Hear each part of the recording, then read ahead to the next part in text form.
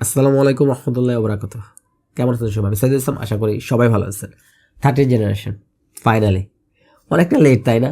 কিন্তু সত্যি কথা বলতে কি জানেন, বাস্তব লাইফে 13,900K, 13,700K, 13,500, 13,600K, 13,400, মোট কথা হচ্ছে 13th জেনের সবগুলো প্রসেসর দিয়ে কিন্তু বেশ অনেকগুলা বিল করছে DDR5 প্ল্যাটফর্ম, 4 প্ল্যাটফর্ম সবগুলা দিয়ে।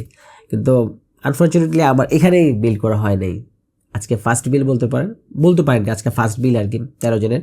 ইনশাআল্লাহ সামনে আরও বেশ কিছু বিল্ড হবে। তো আজকে বেশ কিছু কথা থাকবে 13 জনের বিষয়ে। আর চলেন বেশি কথা না বাড়ে প্রোডাক্ট সেগমেন্টে যাই, তারপর বাকি কথা ওখানে বলি আর কি। তো আজকে প্রসেসর বিষয়ে যেটা থাকছে, আজকে আমি একটা প্রসেসর হিসেবে ইউজ করেছি ইন্টেলের 13th জেনারেশন i5, যার মডেল হচ্ছে 13400। এইটা হচ্ছে প্রসেসরটা 2TB ক্যাশ। এইটা হচ্ছে ইন্টেলের 13th জেনারেশন বর্তমানে লেটেস্ট লাইন আপের একটা প্রসেসর i5 সিরিজের। এটা হচ্ছে ইন্টেলের হচ্ছে আপনার রিটেল বক্স প্রসেসর। ইন্টেলের 13th জেনারেশন 13400 প্রসেসরটা প্রিভিয়াস জেনারেশনের 12400 দিয়ে কিন্তু বেটার পারফরমেন্স করবে। এখানে একটা জিনিস খেয়াল করছেন কিনা জানি না, ইন্টেল আগের জমানায় যখন হচ্ছে আপনার ধরেন 6 জেন 7 জেনের কথা বলতেছি বা 3rd জেন 4th জেনের কথা বলতেছি, যখন একটা জেনারেশন আপগ্রেড হতো না, খুব বেশি পারফরমেন্সের গ্যাপ হতো না। দেখা যায় আপনার 3-4টা জেনারেশন যাওয়ার পরে মোটামুটি একটু পারফরমেন্স গ্যাপ হতো, কিন্তু এখন জাস্ট একটা জেনারেশন আপনার চেঞ্জ হয়েছে, মোটামুটি ভালো একটা পারফরমেন্স গ্যাপ চলে আসছে। এটা হয়েছে একমাত্র AMDর কারণে। AMD যখন তাদের রাইজেন প্রসেসর লাইন আপগুলা লঞ্চ করলো আর কি, এবং তারা নিত্য নতুন প্রসেসরগুলো দিতেছিল, ভালো পারফরমেন্স দিতেছিল, তখন AMD ইন্টেল আর কি বাধ্য হয়েছে, ওরা হচ্ছে বেশি কোর বলেন থ্রেড বলেন, মোট কথা হচ্ছে পারফরমেন্স দিতে বাধ্য হয়েছে আর কি। তা নাহলে আমার মনে হয় কি জানেন, AMD যদি তাদের এই পর্যায়ে না আসতো, ইন্টেল এখনও মনে হয় আমরা এখন এই 13 জেনে যে পারফরমেন্সটা পাইতেছি, আমার মনে হয় যে 15 জন 16 জনে যে এই পারফরমেন্সটা পাইতাম। সেই জন্য কিন্তু AMDকে একটা অ্যাপ্রিসিয়েট করা উচিত, কারণ এখন যত বেশি কম্পিটিটরটা হার্ড হবে, তখন দেখবেন যে কোম্পানি তাদের পারফরমেন্স বেশি দেওয়ার চেষ্টা করে। তো এখানে হচ্ছে 13400 প্রসেসরটা নিছি, কিন্তু আমার টার্গেট ছিল হচ্ছে আপনার 13500। কারণ এখানে একটা জিনিস খেয়াল করেন, যে ধরেন 12400 12500, 10400 10500 বা এরকম যে একটা থাকে গ্যাপ থাকে, তখন হয় কি এখানে মেইনলি হচ্ছে যে ডিফারেন্সটা হয় আপনার হচ্ছে কোর ক্লকে আর হচ্ছে আপনার বুস্ট ক্লকে হচ্ছে কিছুটা ডিফারেন্স থাকে, আর কয়েকটা ওই টেকনোলজিক্যাল ডিফারেন্স থাকে, বাট মেজর ডিফারেন্স থাকে হচ্ছে আপনার কোর ক্লক বুস্ট ক্লকে মেইনলি ডিফারেন্স থাকে, আর ইউএসডি গ্রাফিক্সে কিছু ডিফারেন্স থাকে। কিন্তু 13400 13500-তে আপনার হচ্ছে 4টা কোরই বেশি, কোর আর কি এফিসিয়েন্সি কোর বেশি। 13400 হচ্ছে কোর আপনার 4টা, 13500-তে 8টা, পুরোই ডাবল। তারপর হচ্ছে আপনার বুস্ট ক্লকতে বেশি ছিল, আরেকটা বড় দেখে ডিফারেন্স ছিল ক্যাশ মেমোরি। 13500 হচ্ছে আপনার smart cash 24 MB, 13400-তে 20 MB, Alto cash হচ্ছে আপনার 13400-তে 9.5, 13500-তে হচ্ছে আপনার 11.5। আরও বেশ কিছু টেকনোলজিক্যাল আছে, ডিফারেন্স আছে, ওটা আমাদের খুব মেজর আমরা পার্থক্য ধরি না, বাট এই কয়েকটা দেখে বড় দেখে ডিফারেন্স। এই ফার্স্ট টাইম হচ্ছে 13 জনের যেটা হয়েছে নন কে ভ্যারিয়েন্টে, মোটামুটি ভালো একটা গ্যাপ, কিন্তু প্রাইসের গ্যাপ খুব একটা বেশি না।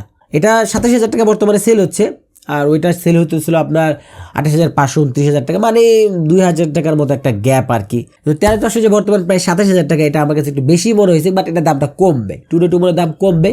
এই 12 জেনের ক্ষেত্রে কিন্তু এরকম হয়েছিল, যখন হচ্ছে 12 জেনের পৌঁছেগুলো ফার্স্ট টাইম লঞ্চ হয়, প্রাইস ছিল হচ্ছে আপনার 25,000 26,000 এরকমই লঞ্চিং প্রাইস ছিল, বাট কমতে কমতে একটা সময় 19-20,000 হয়েছিল।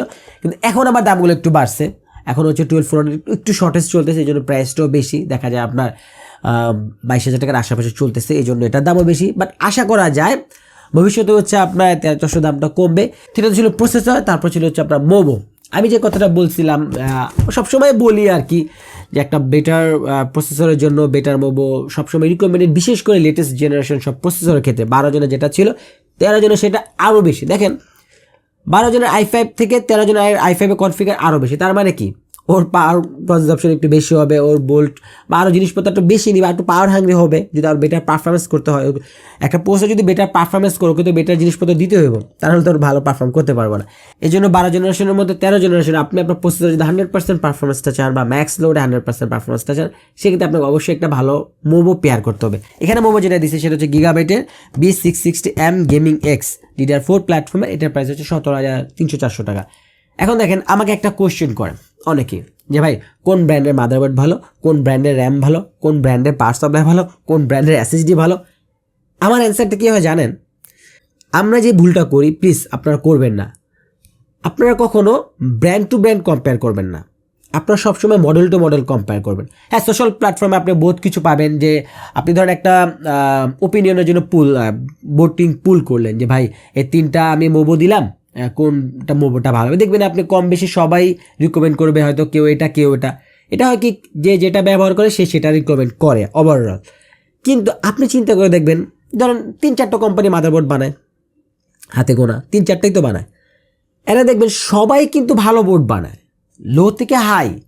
আপনার দেখতে হবে আপনি যে প্রাইস পয়েন্টটা ঠিক করছেন, এই পয়েন্টটা আমি আগেও বলছিলাম, আবার অনেক দুবার বলতেছি, যে আপনি দেখবেন আপনি যে প্রাইস পয়েন্টটা ঠিক করছেন, লাইক ধরুন আপনি 15,000 টাকা একটা বোর্ড সিলেকশন করছেন, আপনি দেখবেন এই 15,000 টাকার মধ্যে আপনার লোকাল মার্কেটে যে 3টা ব্র্যান্ড আছে, ওই 3টা ব্র্যান্ডের কী কী বোর্ড পাওয়া যাচ্ছে, তখন ওই বোর্ডগুলো আপনি দেখবেন, বোর্ডগুলোর কনফিগারেশন দেখবেন, বিল কোয়ালিটি দেখবেন, দেখা যাবে যে আপনি 15,000 টাকার সিগমেন্টে যদি আপনি দেখা যাবে যে এ বোর্ডটা ভালো হয়েছে, দেখা যাবে যে 18,000 টাকার সিগমেন্টে বি বোর্ডটা ভালো হয়ে গেছে, বা 24,000 টাকার সিগমেন্টে সি বোর্ডটা ভালো হয়ে গেছে, এরকম হবে। কখনোই ব্র্যান্ড টু ব্র্যান্ড কম্পেয়ার করবে না, কারণ প্রত্যেকটা কোম্পানিরই ভালো মন্দ সব প্রোডাক্ট আছে, জট প্রোডাক্ট আছে, হট প্রোডাক্ট আছে, প্রতিটা ব্র্যান্ডেরই। যেন কখনোই আপনি ব্র্যান্ডের প্রতি না যে আপনি দেখবেন যে আপনার প্রাইস সেগমেন্ট দেখবেন, তারপর আপনি ব্র্যান্ড চয়েস করতে পারেন, বিশেষ করে যারা হচ্ছে একটু বাজেটের মধ্যে ভ্যালু ফর মানি খুঁজেন। কিন্তু আপনি যখন একটা হাই এন্ডের প্রোডাক্ট নেবেন তখন নিতে পারেন, সমস্যা না। হাই এন্ডের প্রোডাক্ট নিলে আপনি যেটা নেন ওভারঅল বেটার পারফরমেন্স পাবেন, সিমিলার পারফরমেন্স পাবেন, এবং ডিউরেবিলিটিও মোটামুটি ভালোই বলা যায় সবগুলো ব্র্যান্ডেরই আর কি, ঠিক আছে। তারপর ছিল হচ্ছে আপনার একটা সিপিইউ কুলার, কারণ সিপিইউ কুলারও লাগবে, এটার স্টক কুলার দিয়ে এটার ফুল পারফরমেন্সটা পাওয়া যাবে না। আর আমি এই বিলটা, এটা হচ্ছে 72,000 টাকা দাঁড়াইছে আমার। আমি চেষ্টা করছি একটু বেটার সব ইকুইপমেন্ট দেওয়ার জন্য এবং একটা কমপ্লিট বিল করার জন্য, জাস্ট জিপিউটা ছাড়া, একদম মানে সব কিছু ঠিকঠাক থাকে, জাস্ট জিপিউটা লাগাবে। এই জন্য কুলার দিয়েছে হচ্ছে আপনার ডিপকুল ব্র্যান্ডের গ্যামম্যাক্স AG400 হোয়াইট ARGB। যেহেতু আমার চেসিসটা ARGB, এই জন্য আমি কুলারটাও ARGB দিচ্ছি, যাতে একটু সিঙ্ক আপ হয়। আর এটা হচ্ছে সাদা বিল্ড হচ্ছে, আপনি ব্ল্যাক বিল্ড তো করতেই পারবেন, এটার হচ্ছে ব্ল্যাক ভার্সনও আছে।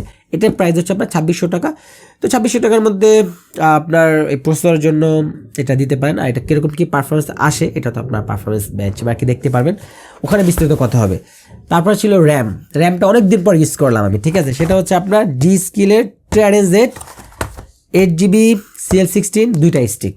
তো এই র্যামগুলোর প্রাইস পড়ছে 3,900 টাকা করে, টোটাল পড়ছে 7,800 টাকা, যেখানে আপনি RGB র্যাম পেয়ে যাবেন ভাই 7,200-300 টাকার মধ্যেই। ঠিক আছে, পাবেন, বাট Trident Z পাবেন না। আমি চাচ্ছিলাম যেন একটু বেটার র্যামটা দেওয়া যায়, এই জন্য হচ্ছে Trident Z দেওয়া। আর জেনুইনলি এগুলো হচ্ছে খুবই ভালো র্যাম আর কি, ঠিক আছে। আমি যেটা বললাম যে আমি ওভারঅল চেষ্টা করেছি যাতে এই বিলটাতে একটু বেটার কোয়ালিটির প্রোডাক্টগুলো দেওয়া যায়। সবসময় তো ভ্যালু ফর মানি করি, একটু ভ্যালু ফর মানি উইথ কোয়ালিটিটা দেওয়ার চেষ্টা করেছে এই বিলটাতে, ঠিক আছে। বেশ অনেকগুলো বিল করা হয়েছে একটু চিপ প্রোডাক্ট দিয়ে আর কি, তো এই জন্য একটু ডিফারেন্ট করার চেষ্টা করলাম। তো যেহেতু একটু বেটার প্রোডাক্টগুলো দেওয়ার কথা, তো এসএসডি ক্ষেত্রে তো জানাই আছে কোনটা আসবে, সেটা হচ্ছে আপনার স্যামসাংয়ের SSD 980 500GB। এটার প্রাইস হচ্ছে বর্তমানে 5,600 টাকা। যারা হচ্ছে এই প্রাইস পয়েন্টে একটা বেটার এসএসডি খুঁজতেছেন, স্যামসাংয়ের ডিফল্ট চয়েস থেকে যায় আমাদের হাতের কাছে আর কি, তো এই জন্য স্যামসাং 980 দেওয়া 5,600 টাকা। এটা রিড হচ্ছে আপনার 3100, রাইট হচ্ছে 2600। তারপর হচ্ছে আপনার পিসু যেটা দিছি সেটা হচ্ছে আপনার Corsair CB650, এটার প্রাইস হচ্ছে 5,800 টাকা। তারপরে লাস্ট সেটা ছিল হচ্ছে আপনার ক্যাসিক যেটা দিয়েছি সেটা হচ্ছে আপনার মন্টেকের AR100, এটা হচ্ছে হোয়াইট কালার, এটা একটা ব্ল্যাক কালার হয়, এটার প্রাইস হচ্ছে আপনার 6,100 টাকা। আর সবসময় আমি যেটা বলি চেসিস তো এটা যার পার্সোনাল প্রিফারেন্স, কিন্তু আপনি প্রিফারেন্স হইলেও একটু বেটার ব্র্যান্ডের, একটু বেটার মডেলের দেখে নিয়ে। আর কিসিক যারা হচ্ছে পারচেস করবেন, যারা হচ্ছে লিকুইড কুলার পরে লাগাবেন, কতটা মাথায় রাখবেন, লিকুইড কুলার পরে লাগাবেন, তারা হচ্ছে আপনার কিসিকে এও সাপোর্টার কেবলস একটু দেখে দেবেন। যদি টপ আউট করতে চান র্যাম ক্লিয়ারেন্স আছে কিনা, কার্ড যেটা লাগাবেন কার্ডের জন্য ক্লিয়ারেন্স আছে কিনা, বাট কার্ড পরে লাগাইলে একদম পুরা এরকম হয়ে যেতে হবে কিনা, এই জিনিসগুলো প্ল্যান করে বিল্ড করলে কী হবে, ভালো হবে।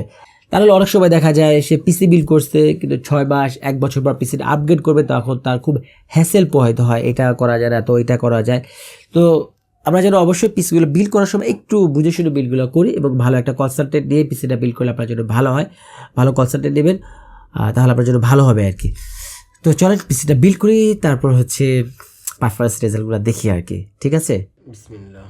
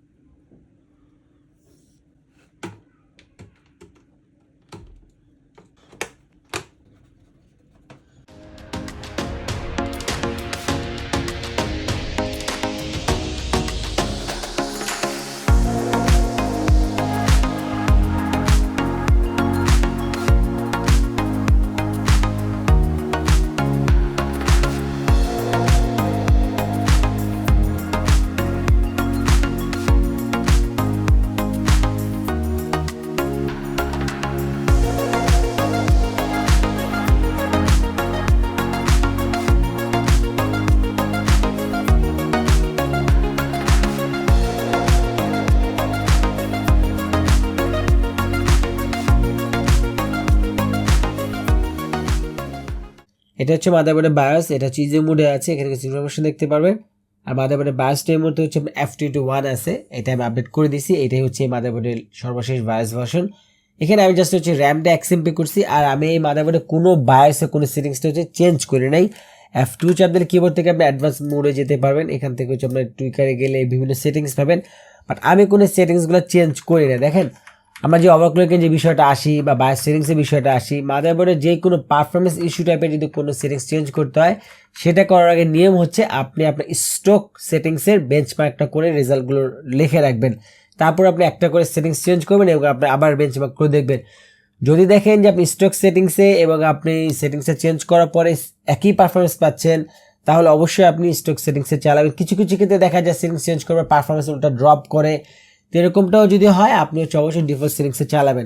বর্তমানে লেটেস্ট মাদারবোর্ডগুলো সেটা যে কোনো কোম্পানির হোক না কেন, যদি হাই এন্ডের মাদারবোর্ড হয়, আমি আবারও বলি যদি হাই এন্ডের মাদারবোর্ড হয়, তাহলে হচ্ছে এটা এরকমভাবে স্টক সেটিংস করা থাকে যে আপনার ওই সিপিইউ প্রসেসরে ম্যাক্সিমাম পারফরমেন্সটা আপনি পাবেন। সেক্ষেত্রে ওভারক্লক বা এআই টুকিং মুকিং না করাই ভালো, বাট করার আগে আপনি অবশ্যই দেখে নেবেন আপনার পারফরমেন্স স্টকে কেমন হয়, ওভারক্লকে কেমন হয়।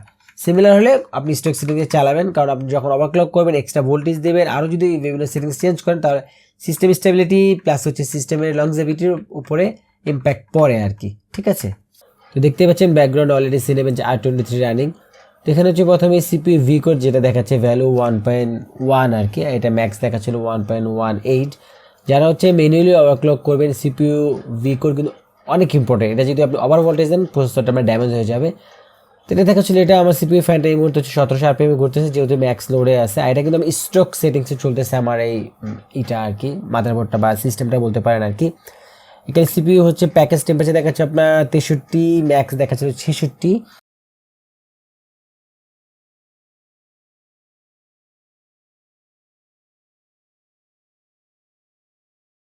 তো এটা হচ্ছে Premiere Pro, of the most demandable application. Premiere প্রোটা খুব ভালোভাবে চালানো গেছে। এখানে হচ্ছে আপনার 1080p 60 fps ফুটেজ, এগুলা আমি 3টা লেয়ারে করে দিচ্ছি। অডিওটা সামান্য হচ্ছে আমি এডিট করছি, তারপরে কালার গ্রেডিং সামান্য কালার গ্রেডিং করা। তো প্রিমিয়ার প্রোতে হচ্ছে আমি 1/2 দিয়ে দেখছি, ভালোভাবে প্লেব্যাক করা। ইভেন আমি যদি ফুলও দিয়ে দিই, ফুল দেওয়ার পরও ল্যাগ করতেছিল না, 1/2 এনাফ। দেখা যায় আপনার ফুটেজের ভিন্নতার কারণে বা আপনার কালার গ্রেডিং বা বিভিন্ন ট্রানজিশন দেওয়ার কারণে কিছুটা পার্থক্য আসতে পারে প্লেব্যাকের ক্ষেত্রে। আর এটা হচ্ছে আপনার 5 মিনিটের একটা ফুটেজ, আমি 5 মিনিটের ফুটেজটা রেন্ডার দিতে আমার সময় লাগছে হচ্ছে আপনার 1 মিনিট 24 সেকেন্ড। আর ফটোশপের কথা কি বলবো বলেন, যে পিসিতে প্রিমিয়ার প্রো ভালোভাবে কাজ করা যায়, সেই পিসিতে আপনি ফটোশপ ইলাস্ট্রেটর ভালোভাবে কাজ করতে পারবেন, সেটা বলাই বাহুল্য। তো যারা হচ্ছে ব্রাউজার বেস কাজ করেন, প্রচুর ট্যাব লাগে 20টা 30টা প্লাস ট্যাব খুলে কাজ করেন, অ্যাট এ টাইম কাজ করেন, তারা এটাতে ভালোভাবে কাজ করতে পারবেন। কারণ 30টা ট্যাব খোলার পরেও হচ্ছে আমার র্যামটা ফুল হয় নাই, এখনও হচ্ছে আমার 20% র্যাম খালি আছে, এবং আমি যদি আরেকটা ট্যাব খুলি কোনো কিছু সার্চ করি, সেটা আমার হচ্ছে ভালোভাবেই ইউজ করতে পারে। তো যারা হচ্ছে ডিজিটাল মার্কেটিং কাজ করেন, তারা এটা টেনশন ছাড়াই কাজ করতে পারবেন আর কি। তো এই কথাটা আমি সবসময় বলি, যারা ব্রাউজিং বেস কাজ করেন তাদের কিন্তু র্যামটা খুবই খুবই ইম্পর্টেন্ট একটা জিনিস, তারা যতটা পারেন র্যামটা বাড়ায় নেবেন। আর যেহেতু এই পিসিটাতে গ্রাফিক্স কার্ড নাই, এই জন্য এটাতে কোনো গেমিং এক্সপার্ট নাই। তো ছিল আজকে ভিডিওটা কেমন লাগলো কমেন্টে কিন্তু অবশ্যই জানাবেন, আর বিল সম্পর্কে আপনার মতামত কিন্তু অবশ্যই জানাবেন। আর ভিডিওটা ভালো লাগলে একটু লাইক করে দিন। অনেক সময় দেখা যায় কি ভালো লাগলো আইসি কারণে লাইক করি না আর কি, তো লাইক করলে একটু ইউটিউবে অ্যালগরিদমের জন্য একটু সুবিধা হয় আর কি। আর নেক্সট কি টাইপের ভিডিও দেখতে চাই এটা কিন্তু কমেন্টে জানাবেন। মোট কথা কি আপনার মতামত যা আছে বা কি চিন্তা ভাবনা সাজের কি বলতে চান কমেন্টে জানাবেন। হয়তো আপনারা মোস্ট অফ দ্য কমেন্টে রিপ্লাই পান না, বাট ট্রাস্ট মি আমি কমেন্টগুলো পড়ি এবং আমার ওই কমেন্টের ভিত্তিতেই হচ্ছে আমার কন্টেন্টগুলো করার চেষ্টা করি আর কি, বা করি, চেষ্টা না টু বি অনেস্ট করি। তো টেক টিপস আর পিস রিলেটেড অনেক সব ভিডিও পাওয়ার জন্য কী করবেন, টেকপিডিয়া ফেসবুক পেজটা ফলো করবেন আর টেকপিডিয়া ইউটিউব চ্যানেলটা মাস্ট সাবস্ক্রাইব করবেন।